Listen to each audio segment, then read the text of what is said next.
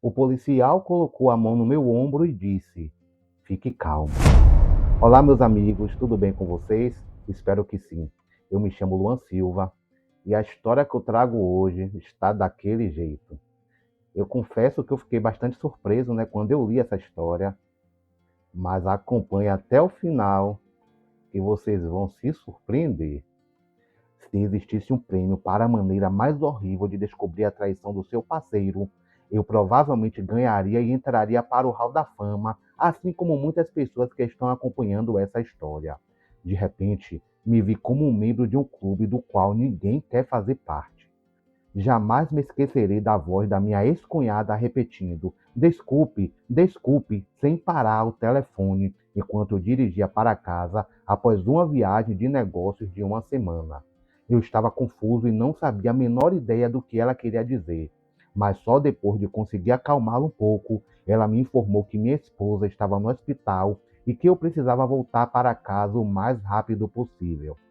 Minha mente entrou em pânico enquanto eu tentava obter mais informações e, ao mesmo tempo, evitar um acidente, acelerando para chegar lá o quanto antes. A única coisa que ela me disse foi que aquilo havia sido uma agressão e então desligou o telefone e não atendeu mais quando tentei ligar. Eu e minha ex nos conhecemos por volta dos 25 anos através de um amigo em comum em um churrasco. No começo, ela parecia boa demais para ser verdade.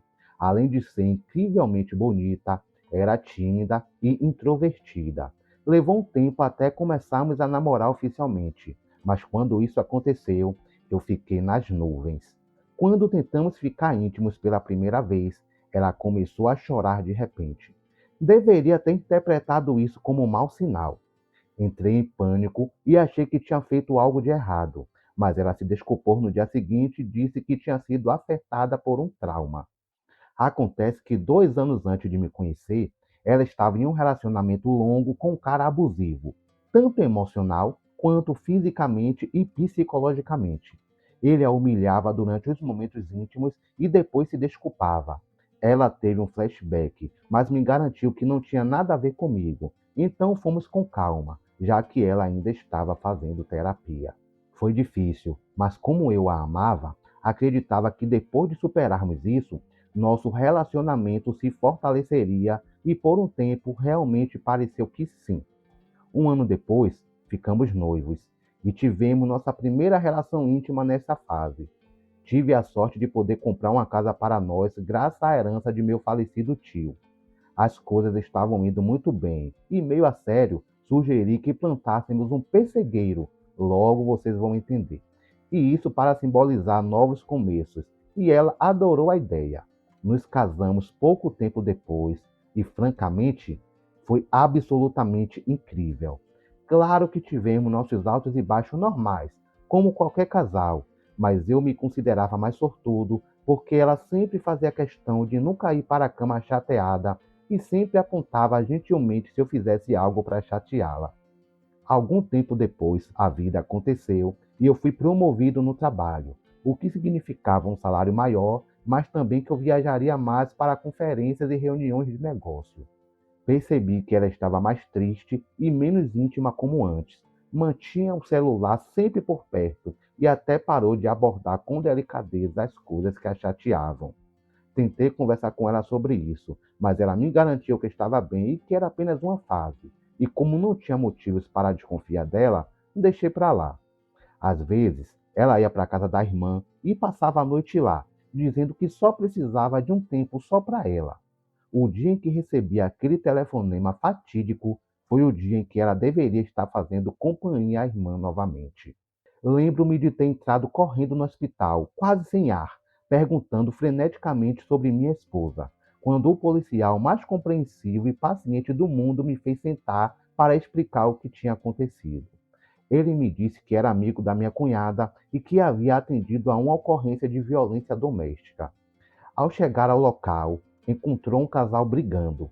O suposto namorado estava em cima da mulher, dando socos nela, e ela gritava, tentando arrancá-lo.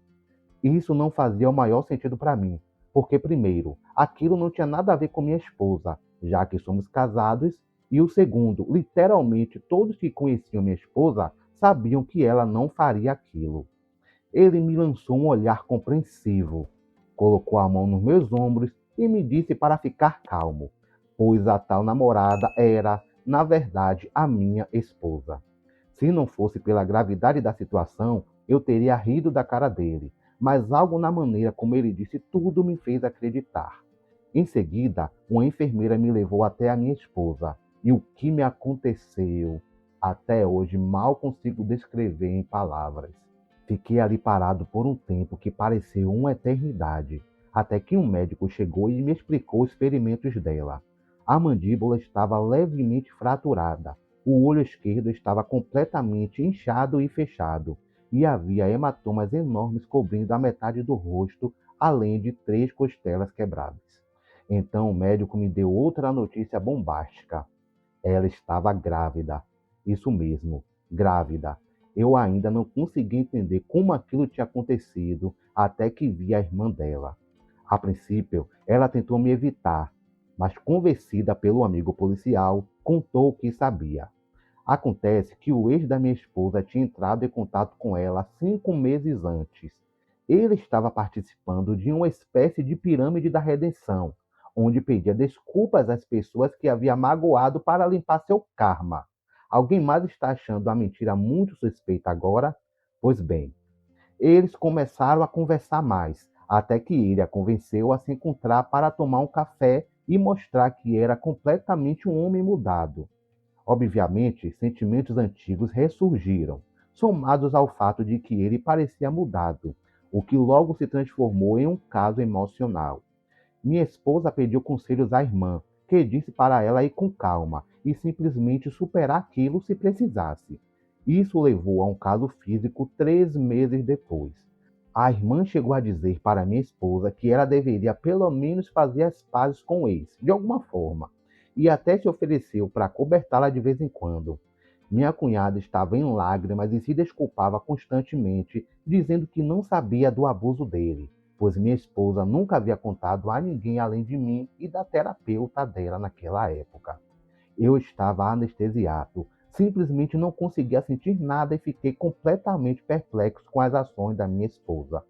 Quando minha esposa finalmente acordou, eu estava lá e ela caiu em prantos ao me ver.